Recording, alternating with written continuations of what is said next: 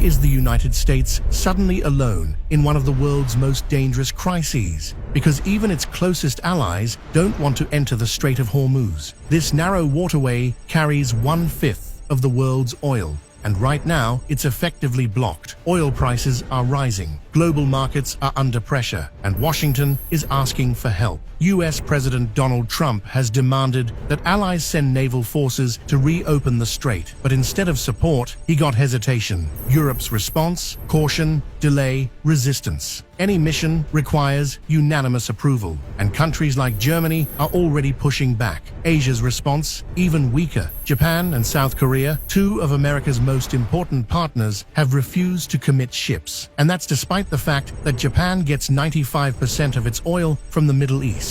So what's stopping them? Risk. Reopening Hormuz is not just a naval operation. It means sailing directly into a war zone. Iran still has the capability to target ships, launch attacks, and disrupt any escort mission. That makes every vessel, military or civilian, a potential target. And even if allies join, it may not change anything. European officials say additional ships would take weeks to arrive and would add little beyond the massive US naval presence already there. As Germany's defense minister bluntly put it, what can a few European ships achieve that the US Navy cannot? But this isn't just military, it's political. After years of tensions over tariffs, NATO funding, and foreign policy, allies are no longer eager to follow Washington into another conflict. As one analyst warned, the US is now discovering how much goodwill it has burned. Even Britain, America's closest ally, is stepping back. Prime Minister Keir Starmer made it clear